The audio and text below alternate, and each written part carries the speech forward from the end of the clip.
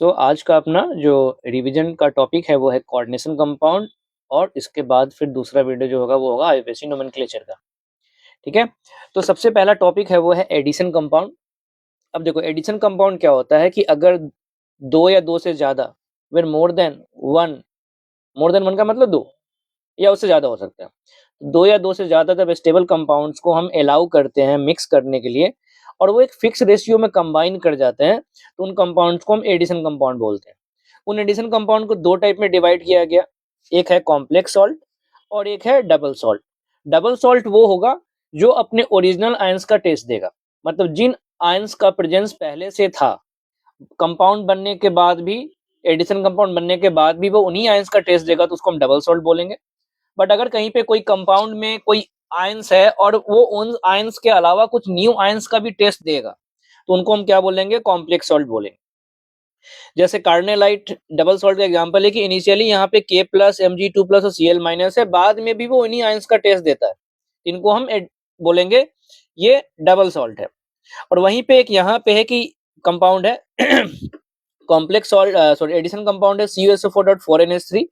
अब इसमें initially CuSO4 के अंदर में Cu2 प्लस SO4 2 माइनस है, लेकिन बाद में यहाँ पे जो आयंस आता है वो आता है CuNH3 होल 4 2 प्लस, जो कि एक न्यू आयंस है।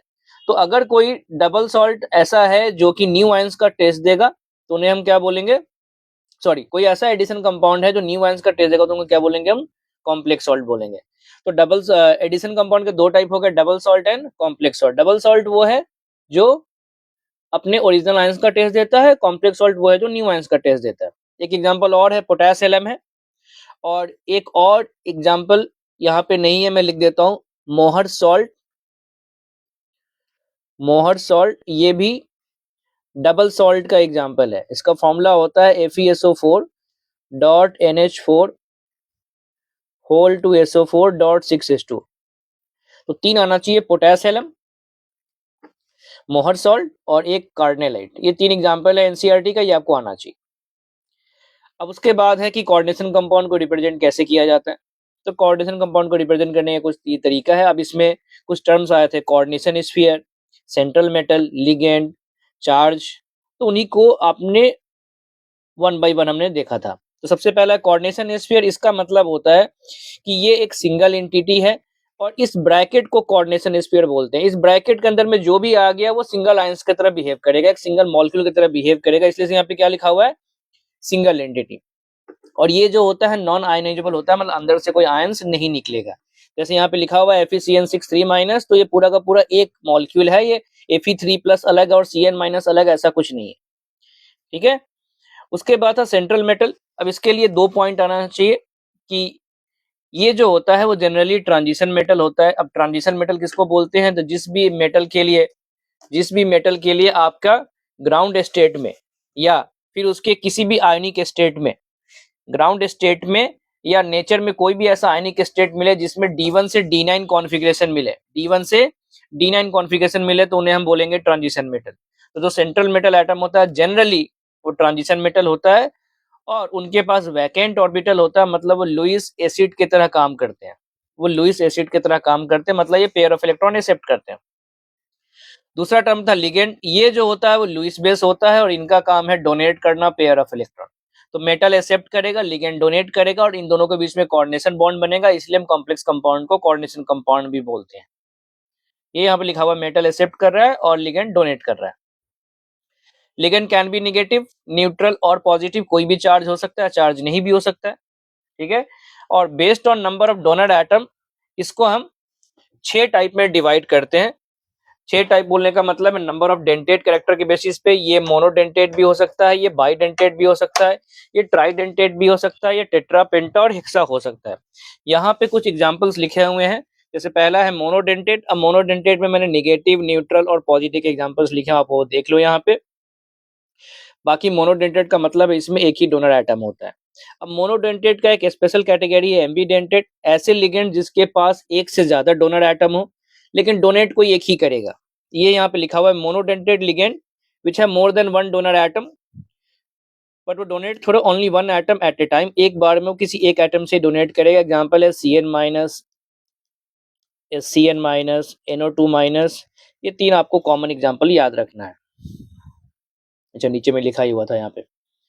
बाइडेंटेट, इसमें नंबर ऑफ डोनर एटम 2 होता है। अब इसमें ईएन, ऑक्जेलेट और ग्लाइसिनेट, ये 3 कॉमन एग्जांपल है, ये हमें आना चाहिए। किसमें कौन डोनर एटम है ये भी आना चाहिए। और उसके बाद मैंने हेक्साडेंटेट के बारे में बात किया था। ठीक है, तो हेक्साडेंटेट में एग्जांपल है ईडीटी है, इथाइलिन डायमीन टेट्राएसीटेट, कहीं पे टेट्राएसिटिक एसिड भी लिखा हो सकता है। ठीक है, अगर उसी में मान लो एसिडिक मीडियम में डाल दोगे तो एसिटिक एसिड में चला जाएगा। अब पॉइंट यहाँ पे क्या है वो सुनो। इसके अंदर डोनर एटम कौन कौन है, तो 2 नाइट्रोजन होता है और 4 ऑक्सीजन होता है। ठीक है, 4 ऑक्सीजन 2 नाइट्रोजन, और इस पे चार्ज जो होता है -4 होता है। अब यहाँ पे कुछ पॉइंट लिखा हुआ है, ऑल जितने भी लिगेंड्स हैं, मोनोडेंटेट को छोड़ दो तो बाकी सबको पॉलीडेंटेट बोलते हैं, और पॉलीडेंटेट्स को हम फ्लेक्सीडेंटेट भी बोलते हैं। ठीक है, और पॉलीडेंटेट का एक और नेम होता है, उनको हम चिलेटिंग लिगेंड भी बोलते हैं, बिकॉज वो रिंग का फॉर्मेशन करते हैं। Oxidation state of central metal.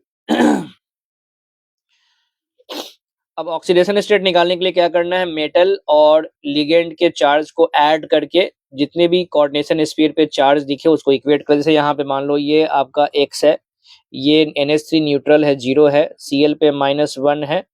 अब इन सबको जोड़ के यहाँ पे नेट चार्ज कितना है 0, 0 से इक्वेट किया तो x plus 0 into 2 plus -1 into 2 equal to 0, तो आपको x क्या मिल गया, +2 मिल गया। तो इस तरह से हम ऑक्सीडेशन स्टेट निकालेंगे, ये अपने आप कॉपी में अपने प्रैक्टिस करके देख लो। उसके बाद है कोऑर्डिनेशन नंबर, ये हमें ये बताता है कि कितने डोनर एटम डायरेक्टली कनेक्टेड है, किसके साथ, सेंट्रल एटम के साथ। It is equal to number of donor atom directly attached with central atom. Central atom के साथ कितने एटम जो है वो डायरेक्टली अटैच्ड है। ठीक है, इसके लिए क्या करना है, नंबर ऑफ लिगेंड्स को मल्टीप्लाई करना है डोनेट कैरेक्टर से, आपको कोऑर्डिनेशन नंबर मिल जाएगा। ठीक है, जैसे यहाँ पे NH3 होल 2 है, Cl2 है, तो NH3 और Cl दोनों ही मोनोडेंटेट है, दोनों को ही 2 और 2 से मल्टीप्लाई कर दो तो आपको सम करके लिख देना है। ठीक है, और कुछ ऐसे कॉम्प्लेक्स दिखे जहाँ पे 2 मेटल के बीच में कुछ कॉमन लिगेंड्स दिखाई देते हैं, इनको ब्रिज लिगेंड बोलते हैं, और ये दोनों में ही काउंट होते हैं, जो भी इनका नेचर हो। जैसे जनरली मोनोडेंटेट ही होते हैं, जैसे NH2 मोनोडेंटेट है लेकिन वो दोनों में काउंट होगा, इस CO में भी काउंट होगा, इस CO में भी काउंट होगा।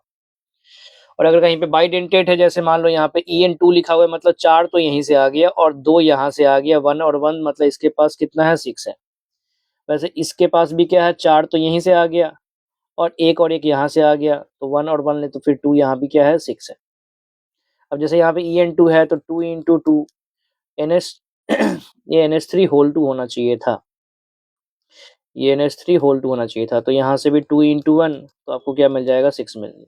अच्छा, इसमें ऐसा ही लिखा है, NH3 ही लिखा हुआ है क्या, ओके। अच्छा, अगर मैंने NH3 पे किया है तो 5 सही था ये। ठीक है, फिर इसको 2 को हटा लो। उसके बाद है इफेक्टिव एटॉमिक नंबर, ये होता है number of electrons with central metal atom, और इसका फॉर्मूला होता है atomic number of central metal minus oxidation state plus coordination number into 2। ठीक है, जितने भी मेटल है, मेटल में से ऑक्सीडेशन स्टेट हटाओ, कोऑर्डिनेशन नंबर इंटू 2 करके ऐड कर दो, आपको इफेक्टिव एटॉमिक नंबर मिल जाएगा। अब ये जनरली इससे हम ये पता करते हैं कि जो सेंट्रल मेटल एटम है वो किसी इनर्ट गैस के पास पहुंचा कि नहीं। अगर इनर्ट गैस के पास पहुंच गया तो बहुत अच्छी बात है, नियरेस्ट इनर्ट गैस मतलब जो भी उसका नेक्स्ट इनर्ट गैस होता है, और अगर उससे कम या ज़्यादा रह गया तो उससे उसका नेचर डिसाइड होगा। जैसे अगर किसी का कम है, less than atomic number of nearest inert gas, then वो ऑक्सीडाइजिंग एजेंट का काम करेगा, और ज़्यादा है तो वो रिड्यूसिंग एजेंट का काम करेगा। और यहाँ पे एक क्वेश्चन कराया था कि अगर कभी किसी का effective atomic number nearest inert gas से 1 कम हो जाए, उस केस में वो डाइमर का भी फॉर्मेशन करता है, जैसे कि MnCO होल 5 का एग्जाम्पल था। ठीक है, तो 2 हमें एग्जाम्पल आना चाहिए, एक MnCO होल 5 है, एक है CO होल 4। इन दोनों के केस में जो EAN होता है वो 35 होता है, 35 से 36 जाने के लिए वो शेयरिंग कर लेते हैं। उसके बाद IUPAC nomenclature of coordination compound. सबसे पहला रूल है कि जो भी पॉजिटिव चार्ज है कॉम्प्लेक्स में उसको पहले लिखो, उसके बाद में नेगेटिव आयन को लिखो, चाहे वो नेगेटिव हो, चाहे वो कॉम्प्लेक्स हो, चाहे वो सिंपल हो, जो भी हो, पहले आप कटायन का नाम लिखो। ठीक है, और अगर आप कॉम्प्लेक्स आयन का नेम लिख रहे हो तो उसमें सबसे पहले हमें लिगेंड्स का नाम लिखना होता है। ठीक है? और उसमें अगर कोई रिपीट हो रहा है तो डाइट्राई यूज़ करना है। अगर किसी लिगेंड के नेम में ऑलरेडी डाइट्राई लगा हुआ है तो बिस्ट्रिस यूज़ करना है। न्यूट्रल लिगेंड के केस में जनरल नेम या स्पेशल नेम लिखते हैं। स्पेशल नेम में मैंने वाटर का बताया था, अमोनिया का बताया था और कार्बन मोनोऑक्साइड का बताया था कि वाटर को एक्वा बोलते हैं, अमोनिया को अमाइन लिखते हैं और कार्बन मोनोऑक्साइड को हम कार्बोनिल लिखते हैं। और अगर लिगेंड आपका नेगेटिवली चार्ज है तो उस केस में name of ligand end with ite, ate और आइड। अब जिससे भी उसका नाम खत्म हो रहा है तो आइट के जगह पे हम आइटो लिखते हैं, एट के जगह एटो लिखते हैं और आइट के जगह आइडो या ओ लिखते हैं। जो भी जिससे खत्म हो, जैसे नाइट्राइड हो गया तो नाइट्राइडो लिखेंगे, ठीक है? सल्फाइट हो गया तो सल्फाइटो लिखेंगे, ऑक्जिलेट हो गया तो ऑक्जिलेटो लिखेंगे। जो भी जिस तरह से दिखेगा उस तरह से हम लिखेंगे, ठीक है? और अगर लिगेंड आपका पॉजिटिवली चार्ज है, ठीक है? अगर आपका लिगेंड जो है वो पॉजिटिवली चार्ज है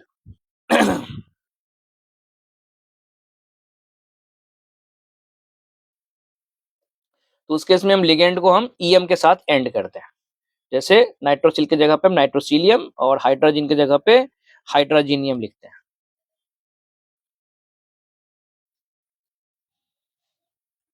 उसके बाद है, अगर लिगेंड का खत्म हो गया तो उसके बाद मेटल का नाम लिखना है, ठीक है? और अगर आपका कॉम्प्लेक्स नेगेटिव चार्ज है तो मेटल का जो नेम होगा वो 8 के साथ खत्म होगा, ठीक है? उसके साथ किसका खत्म होगा? 8 के साथ खत्म होगा, अदरवाइज उनका हम जनरल नेम लिखते हैं। अब मेटल का नाम लिखने के बाद हम ऑक्सीडेशन स्टेट ऑफ मेटल लिखते हैं रोमन न्यूमरल्स में, ठीक है? एक बार आपका ऑक्सीडेशन स्टेट, आपने मेटल का नाम लिख दिया, फिर ऑक्सीडेशन स्टेट लिखो। जैसे कहीं पे 1 है तो इस तरह से 1, 2, 3 ऐसे रोमन में हम लिखते हैं। अब यहाँ पे प्रैक्टिस किया गया है, वो आप देख लो, उसी रूल के हिसाब से लिखना है। उसके बाद था वर्नर्स कोऑर्डिनेशन थ्योरी। अब ये फर्स्ट थ्योरी था जिसने बॉन्डिंग एक्सप्लेन किया था कोऑर्डिनेशन कंपाउंड में। और इस थ्योरी के हिसाब से, ठीक है, इस थ्योरी के हिसाब से एक मेटल को कॉम्प्लेक्स बनाने के लिए 2 टाइप के वैलेंसी को सेटिस्फाई करना पड़ता है, ठीक है? मेटल को सेटिस्फाई करने के लिए 2 टाइप के वैलेंसी को सेटिस्फाई करना पड़ता है और उनको बोलते हैं हम क्या? प्राइमरी वैलेंसी और सेकेंडरी वैलेंसी। प्राइमरी वैलेंसी जो होता है वो ऑक्सीडेशन स्टेट के बराबर होता है। ये नेगेटिव चार्ज से सेटिस्फाई होता है और जनरली आयनिक इन नेचर होता है और ये शेप और ज्योमेट्री में कंट्रीब्यूट नहीं करता है। शेप और ज्योमेट्री में ये कंट्रीब्यूट नहीं करता है और जनरली ये आयोनाइजेबल होता है और ये इंडिकेटेड होता है डॉटेड लाइन के थ्रू। बाकी जो सेकेंडरी वैलेंसी है वो कोऑर्डिनेशन नंबर के बराबर होता है and satisfied by neutral charge और नेगेटिव चार्ज। लेकिन जनरली न्यूट्रल चार्ज वाले से हम पहले वो करते हैं, क्या बोलते हैं, पहले प्रायोरिटी देते हैं। प्रायोरिटी जो होता है वो न्यूट्रल का पहले होता है, उसके बाद ही हम नेगेटिव को देखते हैं।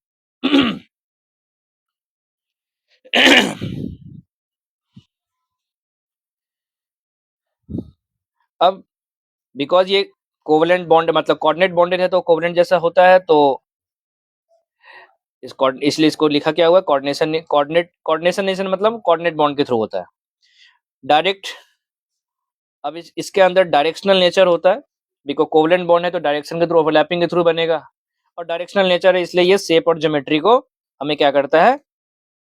एक्सप्लेन करके देता है और ये नॉन आयनाइजेबल होता है और ये थिक लाइन से रिप्रेजेंटेड होता है। और मैंने एक पॉइंट बोला था कि अगर कोऑर्डिनेशन नंबर 6 दिखे तो उसमें तो आपको +3 और +4 ऑक्सीडेशन स्टेट दिखे तो उसमें कोऑर्डिनेशन नंबर हमें क्या करना है? हमें 6 पे ही करना है।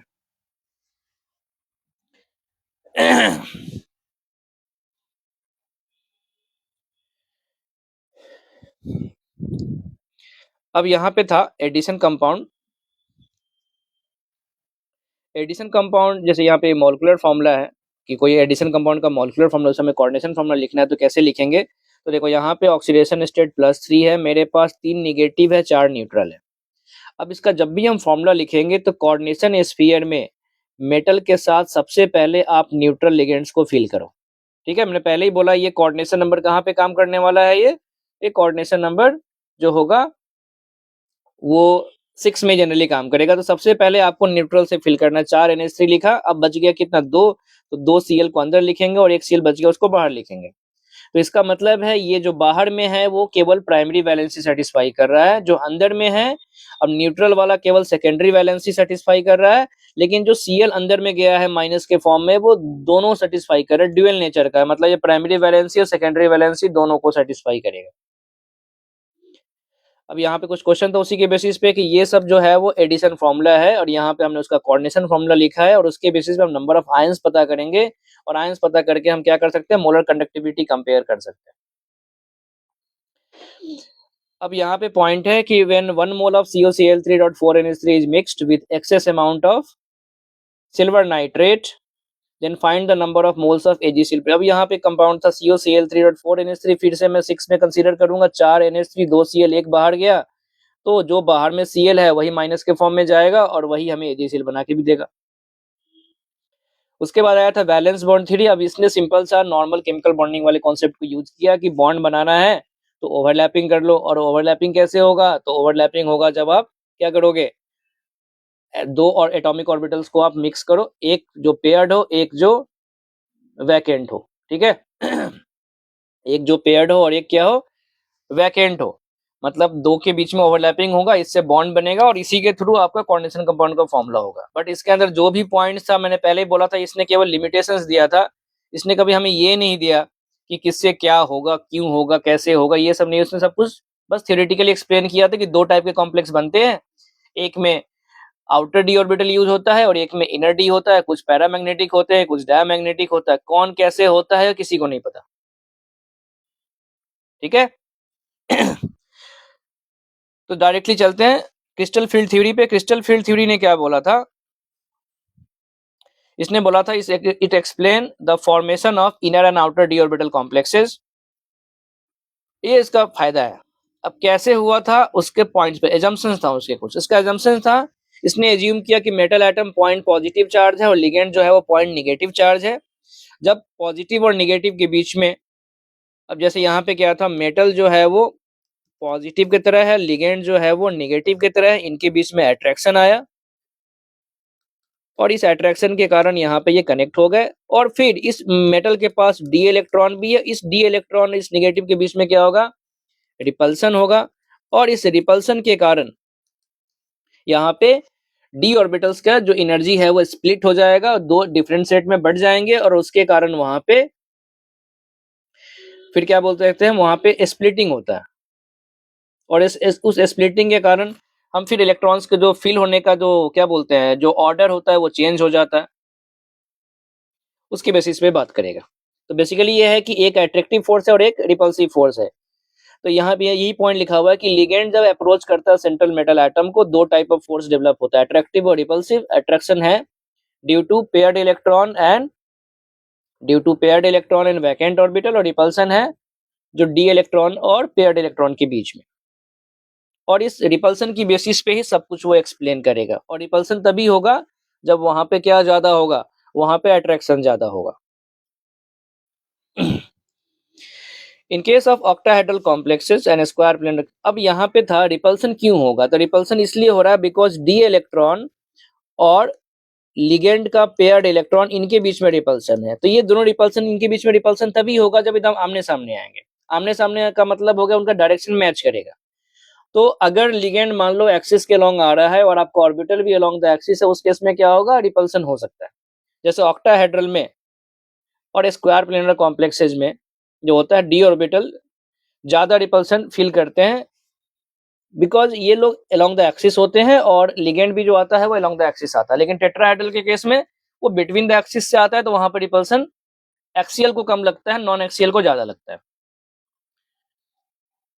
अब यहाँ पे था splitting of d orbital in octahedral complexes. तो ऑक्टाहेड्रल कॉम्प्लेक्सेस में मैंने क्या बोला, d x square minus y square और डीजेड स्क्वायर को ज्यादा रिपल्सन लगता है, और जो नॉन एक्सियल है जिनको हम T2G बोलते हैं उनको रिपल्सन कम लगता है, बिकॉज वो लिगेंड्स के जस्ट सामने नहीं आएंगे, थोड़े से डिस्टेंस पे रहेंगे वो।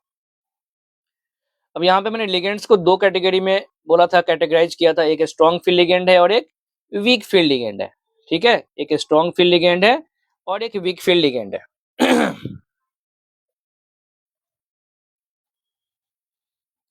स्ट्रॉन्ग फील्ड लिगेंड का मतलब है वहां पे कार्बन और नाइट्रोजन डोनर है, वीक फील्ड लिगेंड का मतलब है ऑक्सीजन, सल्फर और हैलोजन डोनर है। अब यहाँ पे था डी ऑर्बिटल ग्राउंड स्टेट में था, मतलब कोई लिगेंड विगेंड कुछ नहीं है। उसके बाद था कि हमारे पास एक वीक फील्ड लिगेंड आया, मतलब जहाँ पे रिपल्सन बहुत कम है, एनर्जी तो इंक्रीज हुआ लेकिन उसमें सबका एनर्जी ऑलमोस्ट सेम रह गया, ठीक है। और जब वो स्ट्रॉन्ग फील्ड लिगेंड आया तो उनमें क्या हो गया, रिपल्सन आया, और जब रिपल्सन आया तो वो स्प्लिट हो गया। स्प्लिट होने के कारण वहां पे नॉन एक्सियल और एक्सियल जो है वो एक दूसरे से अलग अलग हो गए।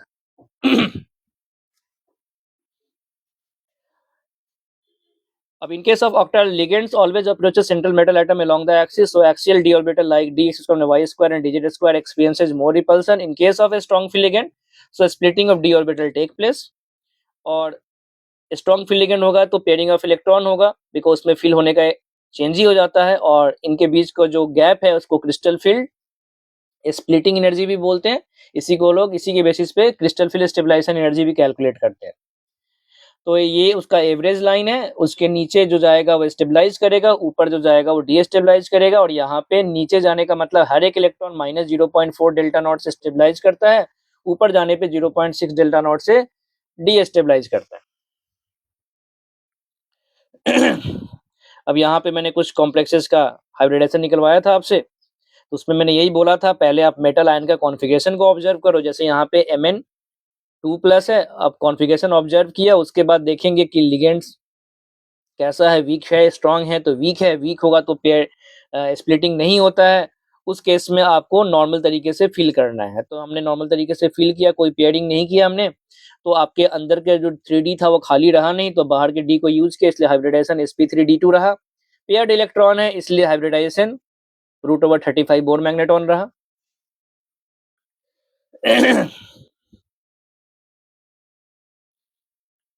उसके बाद आया कुछ MnCN6 था। अब ये स्ट्रॉन्ग फील्ड लिगेंड है।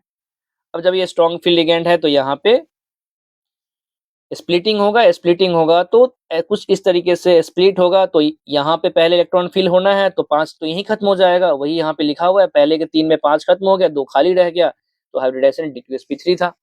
तो इस तरीके से आप यहाँ पे एग्जाम्पल्स को आप देखोगे। और यहाँ मैंने कुछ एक ट्रिक टाइप बताया था कि जब ऑक्टाहेड्रल कॉम्प्लेक्सेस होगा तो D1 से D6, स्ट्रॉन्ग फील्ड लिगेंड में D1 से D6 D2sp3 होगा, D7 से D10 sp3d2 होगा, और वीक फील्ड लिगेंड में D1 से D2sp3 होगा, D4 से D10 sp3d2 होगा।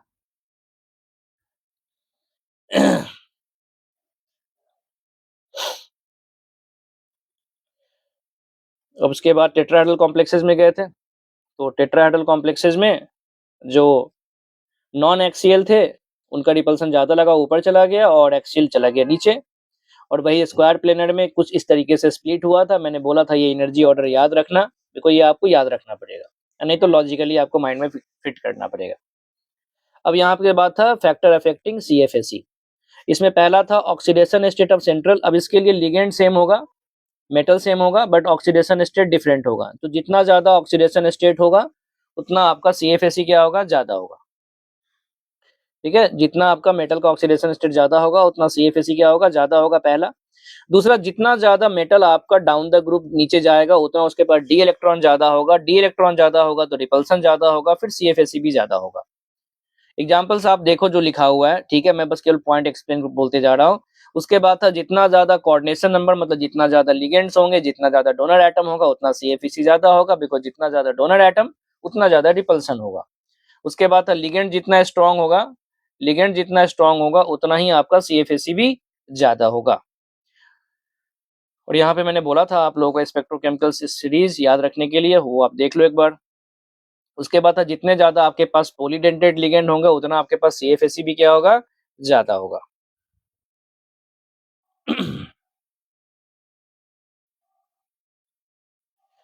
उसके बाद पॉइंट था कि जो पॉलीडेंटेड लिगेंड्स होते हैं इनको हम चिलेटिंग लिगेंड्स बोलते हैं, बिकॉज वो साइक्लिक रिंग बनाते हैं, और साइक्लिक रिंग जो होता है वो हमें ज्यादा स्ट्रॉन्ग बॉन्ड बना के देता है, वो हमें ज्यादा स्ट्रॉन्ग बॉन्ड बना के देता है, बिकॉज साइक्लिक रिंग बनने से स्टेबिलिटी आता है। मोनोडेंटेड लिगेंड जो होते हैं इजिली डिसोसिएट हो जाते हैं, लेकिन जो साइक्लिक वाले होते हैं वो छोड़ के नहीं जाते हैं कॉम्प्लेक्सेस को, मतलब उनका जो कोऑर्डिनेशन स्फीयर होगा वो बहुत स्टेबल होगा। उसके बाद मैंने बताया था हाइब्रिडाइजेशन इन मेटल कार्बोनिल्स। अब मेटल कार्बोनिल्स में क्या होता है कि मेटल जो होता है वो जीरो ऑक्सीडेशन स्टेट में होता है, मतलब उसके पास s के इलेक्ट्रॉन होंगे। अब कोई भी हाइब्रिडाइजेशन हो, चाहे वो sp3d2 हो, चाहे वो sp3d2 हो, या d2sp3 हो, dsp3 हो, sp3d हो, आपके पास s में इलेक्ट्रॉन मिलेगा ही मिलेगा, लेकिन आपको s इलेक्ट्रॉन खाली चाहिए, बिकॉज यहाँ पे बॉन्ड जो है वो कोऑर्डिनेशन है, कोऑर्डिनेशन के लिए वैकेंट ऑर्बिटल चाहिए होता है। ठीक है, तो आपको s खाली करना है तो उसके लिए आपको इलेक्ट्रॉन को या तो अंदर शिफ्ट करना पड़ेगा या बाहर शिफ्ट करना पड़ेगा, डिपेंड करता है। अगर अंदर में d खाली है तो अंदर में शिफ्ट कर दो, जैसे यहाँ पे निकेल है 4s2 3d8, तो s के इलेक्ट्रॉन को d में शिफ्ट किया तो ये d10 हो गया और s खाली हो गया। उसके नेक्स्ट एग्जांपल देखो, FeCO5, यहाँ पे Fe जो है वो 3d6 है, तो इसने 4s ने क्या किया, यहाँ से इलेक्ट्रॉन को शिफ्ट कर दिया यहाँ पे, तो क्या बन जाएगा, 3d7 बन गया, सॉरी 3d8 बन गया। अब यहाँ पे उसने 4 में फिल करके आपको डी खाली करके दे दिया। तो जब भी मेटल कार्बोनिल्स होगा आपको वहां पे खाली करना पड़ेगा।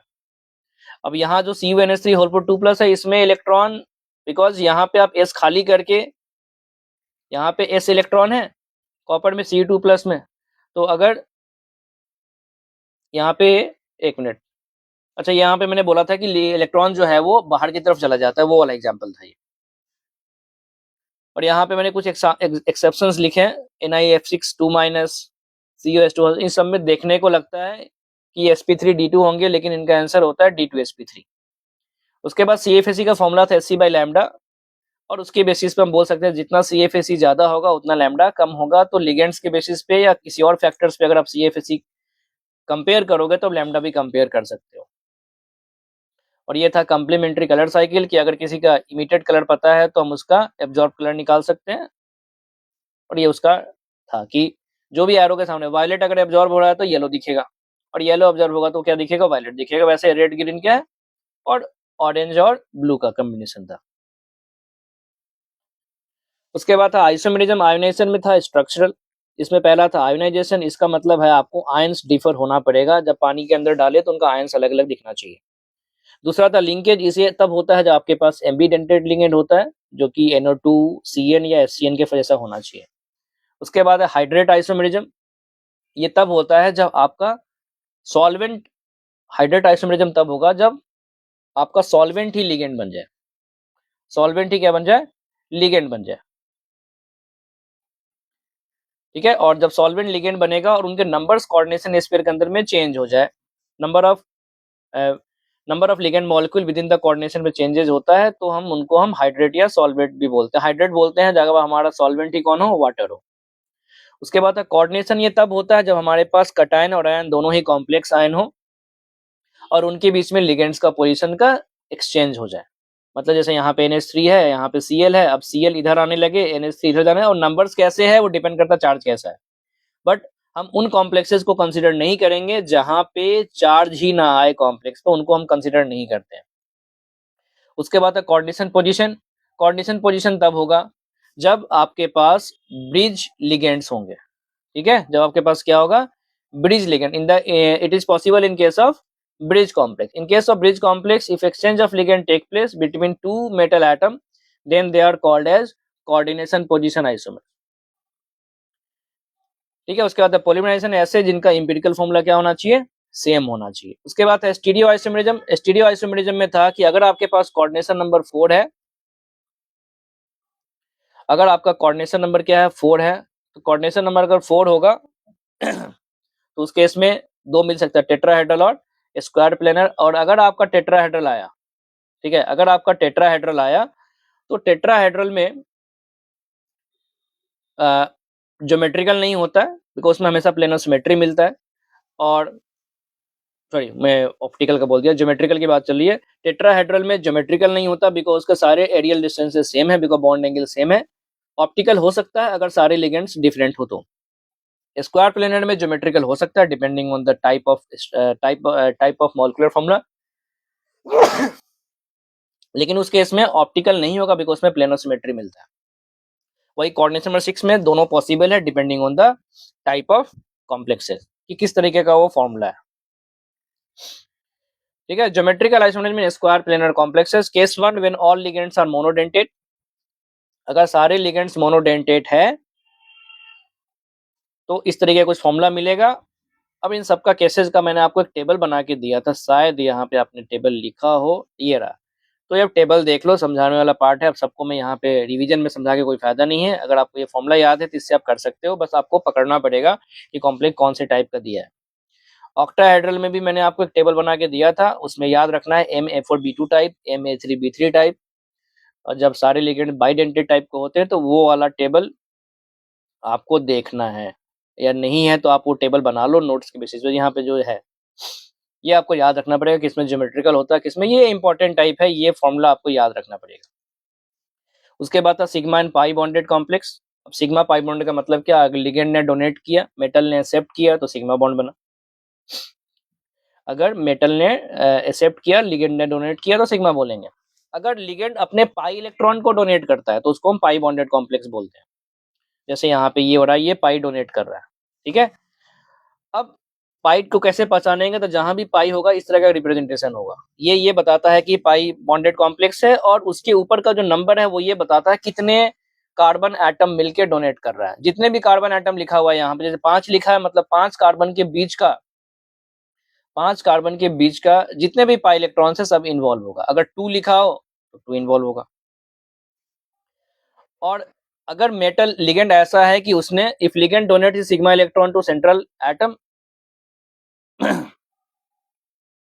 if ligand donates sigma electron central atom and ligand contain vacant orbital, then accept pair of electron from central metal atom, and those complexes are called as sigma and pi bonded complex. जैसे carbon mono metal carbon इस common example है कि ligand ने donate किया, metal ने accept किया, और metal के पास भी डी इलेक्ट्रॉन है और लिगेंड के पास वैकेंट ऑर्बिटल है, वो कोई भी हो, एटॉमिक हो, मॉलिक्यूलर हो, बॉन्डिंग, एंटी बॉन्डिंग, कोई भी मॉलिक्यूलर ऑर्बिटल हो। अगर वो डोनेट करेगा तो वो बॉन्ड बनेगा पाई, और ऐसे कॉम्प्लेक्सेस को हम क्या बोलते हैं, sigma and pi bonded complexes बोलते हैं। क्या बोलते हैं इनको हम, sigma and pi bonded complexes बोलते हैं। मेटल कार्बोनेसिस का बहुत कॉमन एग्जांपल है मेटल कार्बोनेस एक उसका बहुत कॉमन एग्जांपल है, जहां पे मेटल और कार्बन मोनोऑक्साइड डोनेट करता है वो सिग्मा देता है, और जब मेटल डोनेट करता है तो क्या बनता है, पाई बनता है, और इसको हम सिनर्जिक बॉन्डिंग भी बनते हैं। अब इसके ऊपर क्वेश्चन क्या आता है कि जब मेटल के पास इलेक्ट्रॉन ज्यादा होगा तो ज्यादा डोनेट करेगा, मतलब पाई बनने का चांसेस हाई होगा, मतलब सिनर्जिक बॉन्डिंग हाई होगा। और जब सिनर्जिक बॉन्डिंग हाई होगा तो फिर उस केस में कार्बन यहाँ पे और ऑक्सीजन के बीच में जो बॉन्ड है वो ब्रेक होने का चांसेस होगा, मतलब इस वाले पॉइंट पे बॉन्ड ऑर्डर डिक्रीज होने का चांसेस होगा, और यहाँ पे बॉन्ड ऑर्डर इंक्रीज होने का चांसेस होगा। इसलिए यहाँ लिखा हुआ due to synergic bonding metal और कार्बन के बीच का बॉन्ड ऑर्डर इंक्रीज होगा, कार्बन ऑक्सीजन के बीच का बॉन्ड ऑर्डर डिक्रीज होगा। उसके बाद मेटल और कार्बन है, इसमें बॉन्ड लेंथ डिक्रीज होगा, और कार्बन ऑक्सीजन के बीच में बॉन्ड लेंथ क्या होगा, इंक्रीज होगा। और सिनर्जिक बॉन्डिंग तभी ज्यादा होगा जब मेटल का ऑक्सीडेशन स्टेट कम होगा, बिकॉज जितना वो कम पॉजिटिव होगा उतना वो इलेक्ट्रॉन डोनेट ज्यादा करने के चांसेस में होगा। और यहाँ पे मैंने कुछ क्वेश्चंस उसके कराए थे, तो वो क्वेश्चंस आप एक बार देख लो, ठीक है। अगर किसी बैच में नहीं हुआ है तो यहाँ पे वीडियो को रोक के एक बार क्वेश्चन देख लो। इसमें एक में हुआ है ऑक्सीडेशन स्टेट के बेसिस पे, और दूसरे में हुआ है उसमें सबका लॉजिक एक ही है, ठीक है, कि मेटल जितना बेटर डोनेट कर पाएगा उतना सिनर्जिक बॉन्डिंग ज्यादा होगा, और उतना आपका उसी के हिसाब से क्वेश्चन को सॉल्व करेंगे। अब देखो जो दूसरा टॉपिक है वो आईयूपीएसी नोमेनक्लेचर। अब उसके लिए अपने क्लास नोट्स के बस क्वेश्चंस देख लो। अब उसका रूल को मैं क्या ही बोलूंगा, उसका मैं रिवीजन वीडियो नहीं बना रहा हूँ, ठीक है। तो आपको जस्ट अपने क्लास नोट्स के जो क्वेश्चंस कराए थे क्लास में एक बार उसको देखना है, ठीक है। तो परसों वाले जो रिवीजन है उसका ये एक ही वीडियो जाएगा, आईयूपीएसी नोमेनक्लेचर नहीं जाएगा, मैं आइसोमेरिज्म का दूंगा, ठीक है। चलिए मिलते हैं नेक्स्ट वीडियो में, थैंक यू।